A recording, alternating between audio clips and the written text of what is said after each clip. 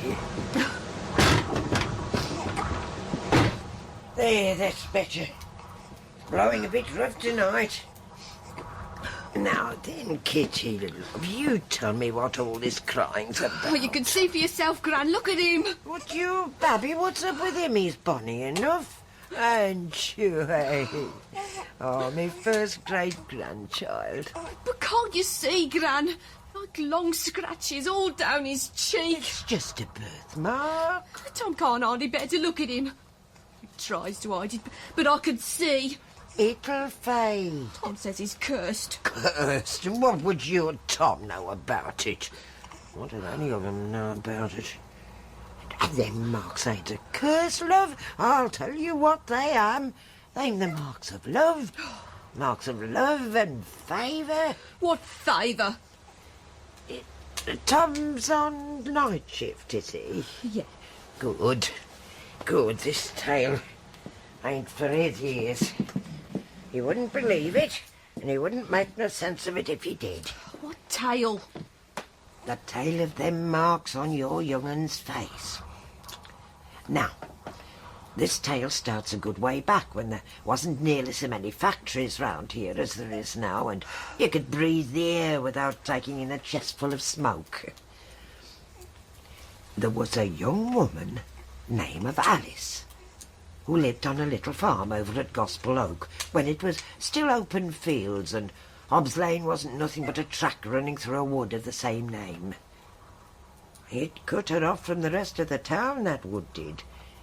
And what with her folks being dead and her having no husband, her could go from one week to the next without so much as passing the time of day with another human soul.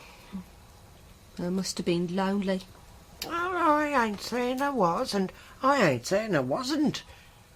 But there was plenty of folks in the town ready to pass comment and put in their pennyworth of pity. Well, I seen her just last week, out on the Bilston Road. Bilston? What was it doing over there? Well, I don't know for sure, but Dolly Lee lives out that way. What would her be going to old Dolly for? Well, was the last Friday in the month. Who was going for the charm to get herself a husband? I reckon her was, poor thing. It'll take more than one of Dolly's charms to make that come about. I mean, her ain't exactly old, but her ain't getting no younger. What with that crooked leg of hers and all. One must get pretty lonely out there all by herself. And I reckon that's how things are fixed to stay. All in all, I reckon Alice was happy to have that wood between herself and the town. And her was lame, you say? Well, from birth, And though her wasn't what you'd call ill-looking, her was plain in her looks and her dress, and I knowed it. But no matter how plain or crooked or even downright ugly folks might be on the outside, inside we've all of we got a longing for love. Alice wasn't no different to anybody else in that. New moon, show to me who my true love's bound to be. New moon, clear and bright, bring to me my love tonight. So I spoke the charm old Dolly had taught her, standing naked under the new moon. And then I slept and waited for love to come riding into her dreams. He's coming. Who is it? Who is it? And sure enough it did. Him! Whoa! Joe Whitehouse, How do, Alice? the carter and carrier. Oh, fine morning, isn't it? Is it? Hadn't noticed. It's grand. Hard at it, I see. I'm always hard at it. Keeping this place. You want a man about the place. Help you with heavy jobs like that. Well, I've managed up till now. Oh, but if you had a man... I'd man, I mean. Is there anything I can do for you? That's more I might be able to do for you, Alice. What do you mean? I'm on my way back from Dudley Market. Got an old cart load of stuff for you. Is there anything you can see takes your fancy? No, there ain't. You ain't looked. I don't need to. Here, look. Some new pots and pans. I've got all I need. Or, what about some ribbon? I've got some coloured ribbon here. Well, would I be wanting with ribbon? There's some red here. And blue. And there's this green. Ooh, that'd go nice in your hair. My hair'll do as it is. Oh, but if you was to put this green ribbon in it, too.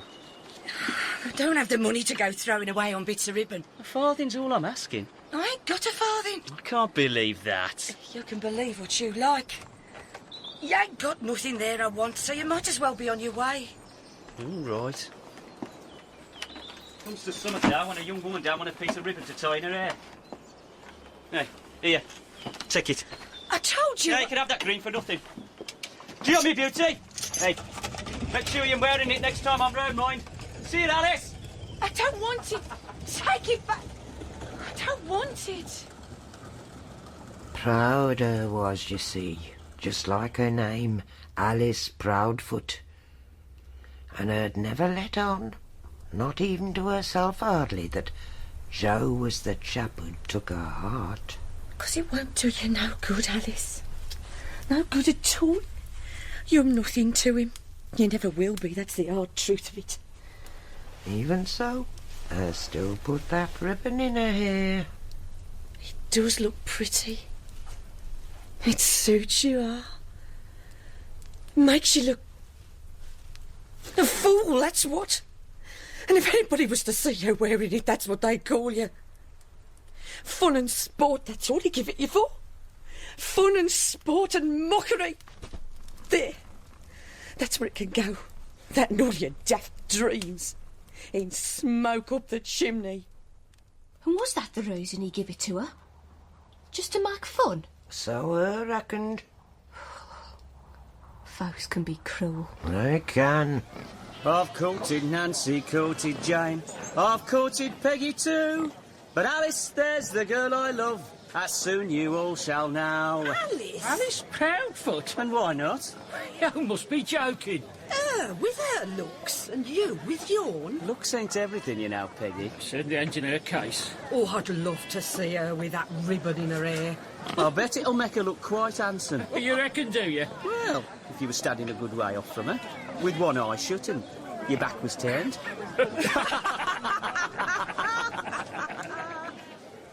And now we're coming to the burden of the tale.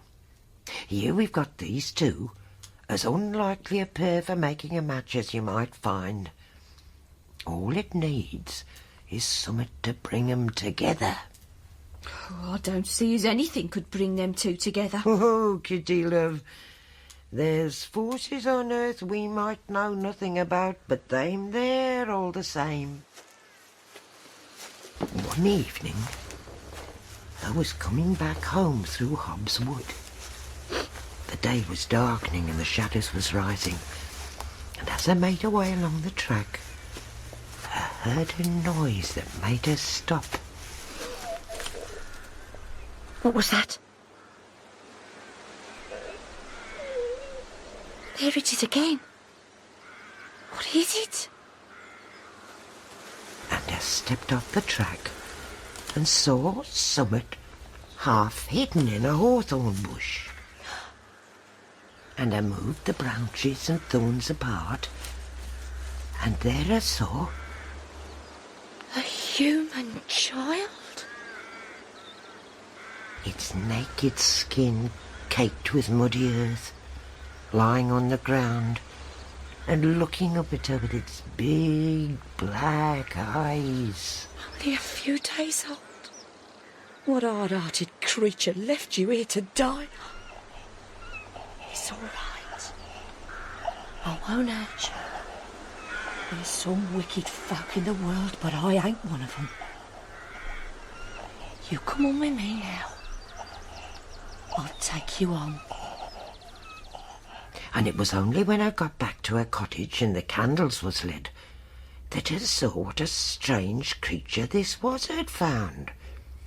Because what I'd took for mud and earth was the colour of its skin, and what I'd took for thorns and twigs was the child's hair. And its mouth was filled with small white teeth, and the eyes that looked up at her was gold and black. Oh, it was plain, in fact, that this was no ordinary human child. But human or not, you're a child. Alone and helpless. and you need looking after. So I fed it with milk and bread and wrapped it in her shawl and sat down by the fireside with the creature cradled in her arms.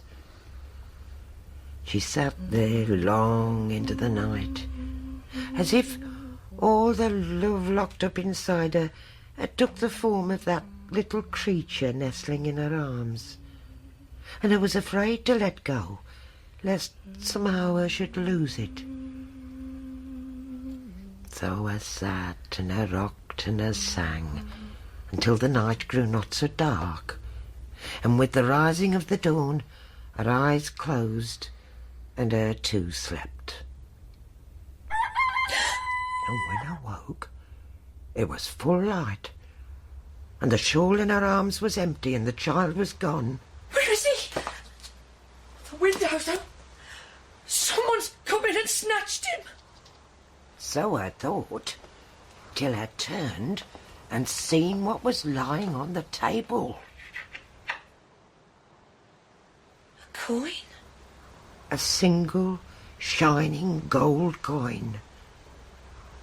And then I knowed that whatever it was that had come to her in the form of a child had gone back again and rewarded her for her love and kindness. That's all very well. But what's it got to do with them marks on me baby's face? You'll see. Now, that gold coin added up to more money than I'd ever had in her life before, and I decided to put it to good use. I fixed up that cottage and farm of hers, had new fences put up. Bought herself new pots and pans. And fresh paint for the doors and windows. And a milking stool. And a cow to go with it. Where's her got the money from for all that? That's something I'd like to know. And they wasn't the only ones. Well, seems something's turned up for you and no mistake, Alice. Does it? It's all happened so sudden and all. If I don't know no better, I'd say you must have dug up yourself a pot of gold. Is there something you're wanting? Oh, a mug of that fresh milk you've just poured wouldn't go amiss. I reckon I can spare that. Here. Oh, so. Oh, beautiful. Oh, there ain't nothing like it. Milk still warm from a cow's tit and pulled by a woman's hand. I reckon I could drink another of them. I reckon you've had all I can spare. So if you've done... I'll be on my way. I'm just off to market. Anything you might want fetching? Anything I might want, I can fetch myself. Oh, right enough. Walk on, beauty. But if you ever do want me services, Alice, you know you've only got to ask. Ask a favour of him. That's all he's waiting for. To have you beholden to him so he can make some mockery of it. No fear. Soon winter started drawing in, and that gold coin was about used up. And one night I was sitting at her table, reckoning up how I could see herself through till spring, when there comes something scratching at her door.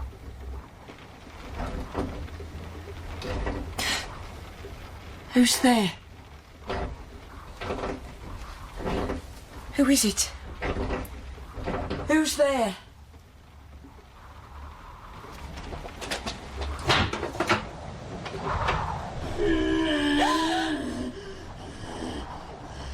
It was that child. It was.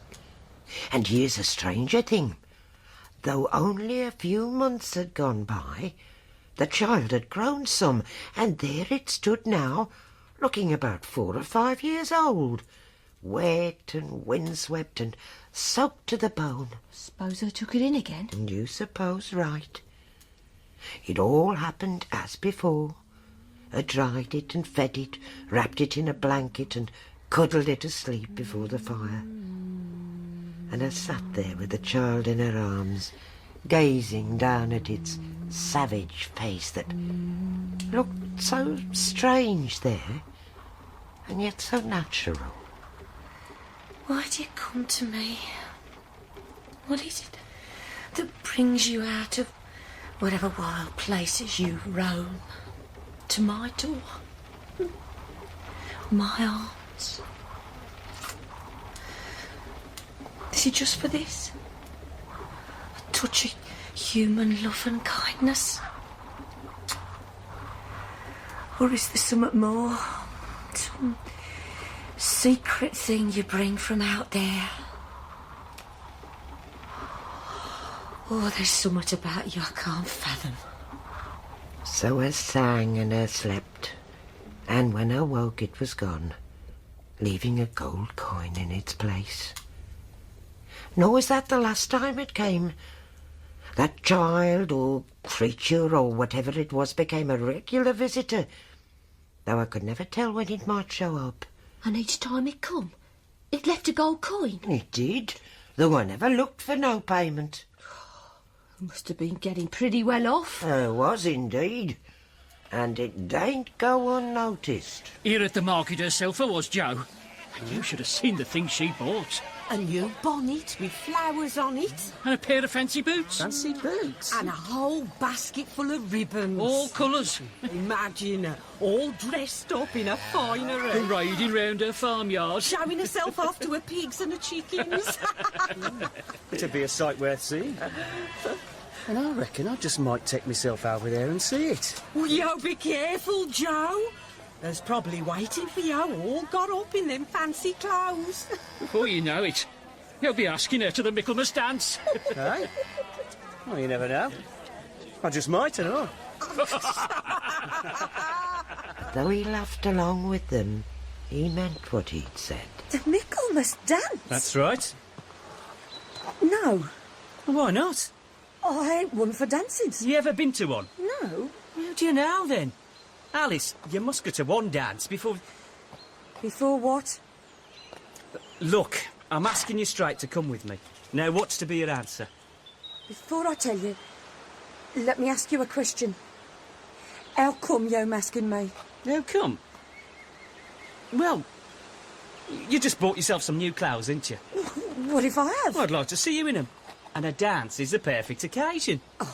For you to have a bit more fun at my expense. No. Well, it's been that way up till now, Joe. What You've got it all wrong, Alice. It's because...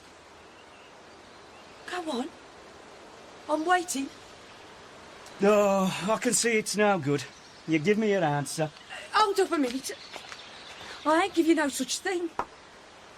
I'm just making sure things are straight and open between us. I'll come to this dance with you as your companion and not your fool. And while we're there, you'll behave the gentleman and treat me as if you're with me for my own sake and nothing more. What you make of it after, that's your own affair. I've got no thought of making... Just make me your promise. You can take it as made. Right then. I'll expect you to call for me. I will. And if I'm to travel in that thing, you might think about giving it a lick of paint. And grooming that horse of yourn. Alice, my cart will be bright and shining good as new. And may also be decked out with ribbons and garlands, all in your honour. Go on then, beauty. Let's get up. Seems like he was beginning to change his tune a bit. He was. Oh, ain't nothing like the gleam of gold for helping a man see beauty where he couldn't see none before. And most folks had to admit, even them with the sourest mouths and the sharpest tongues, that when Alice went to the dance, if not beautiful, there was a shine about her face and a grace about her step that none of them had seen before.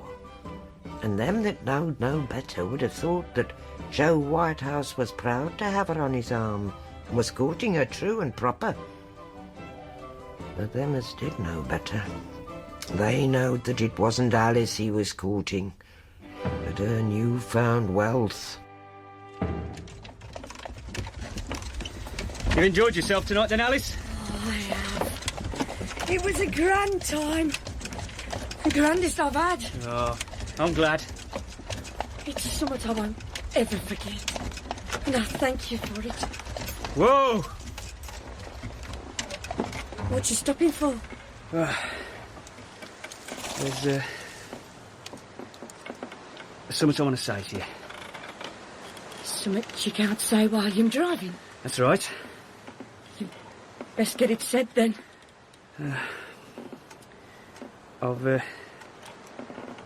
I've been considering, you see, Alice. What's that? What? Over there? Something in the trees. No, just a fox, probably.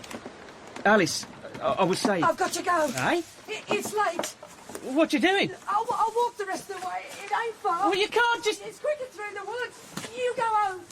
Thank you again. Good night. Wait! But her was gone, into the dark of the trees, and him left sat there alone on top of his cart.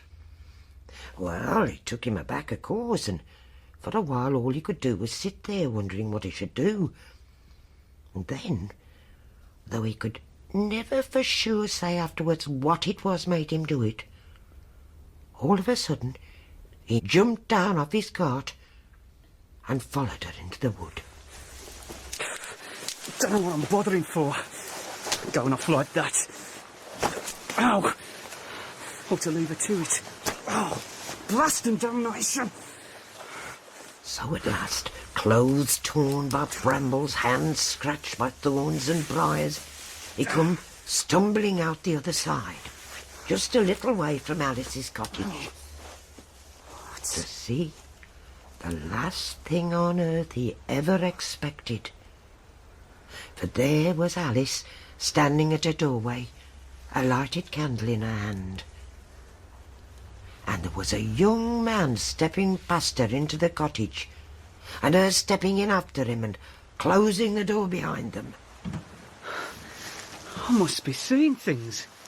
Her, with a secret lover. So he left the wood and crossed the yard and stood beside the door, and from inside he could hear the sound of singing. He crept round to the window and looked in, and there they both was. Alice in her chair, her face lit soft and shining in the candlelight, and that young man kneeling naked on the floor, his head laid in her lap, while her fingers stroked his hair.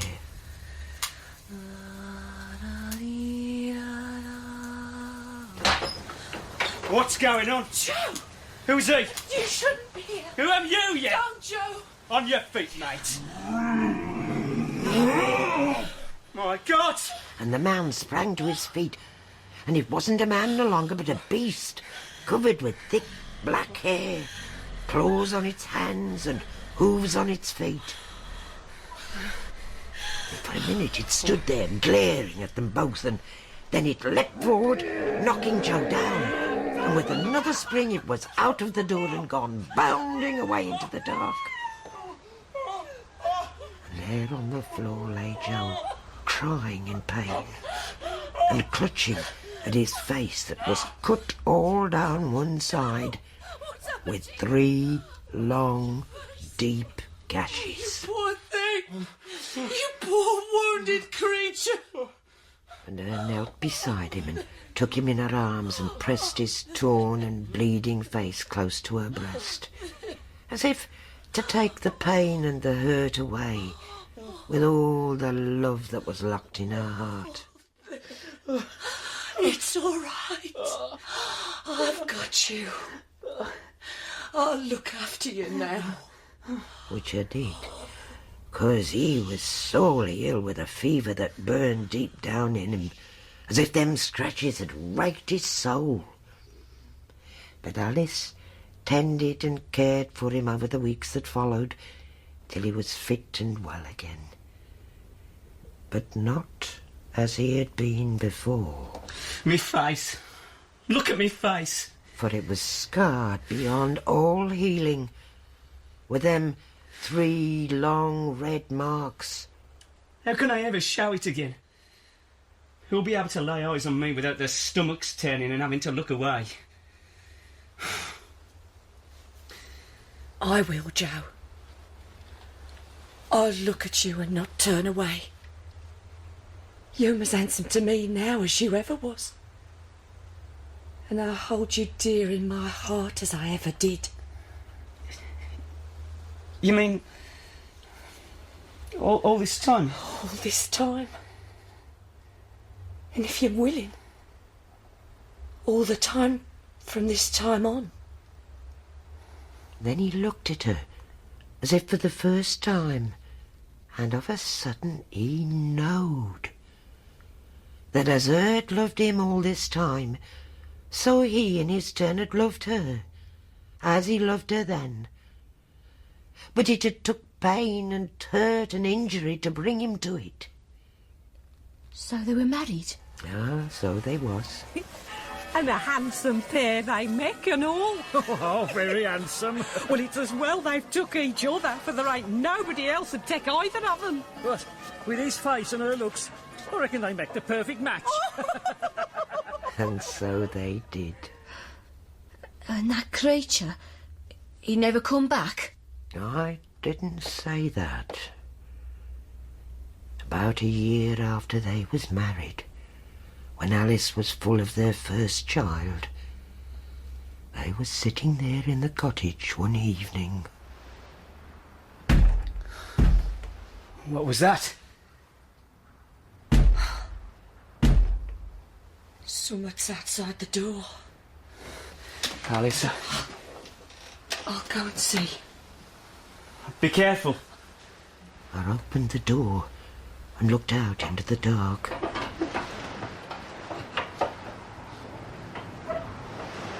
At first, there was nothing to be seen. Then, What is it? Bring it in. Let's see.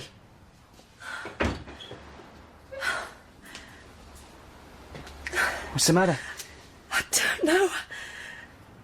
I'm almost afraid. Open it.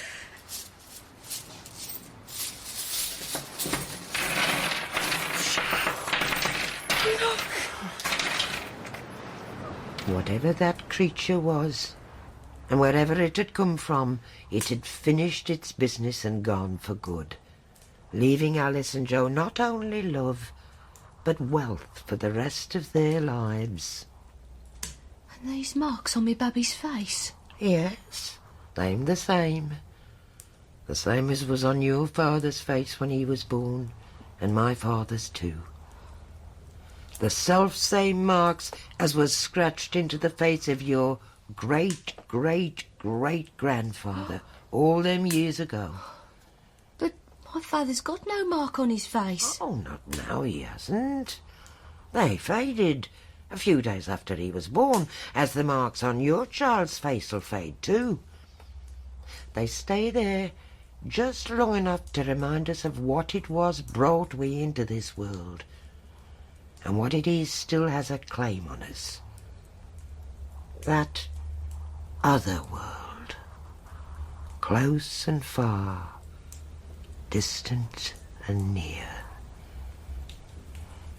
And though they might fade, we all of us carry them scars within us. They've been scratched deep into our hearts and our souls, and they'll never come out.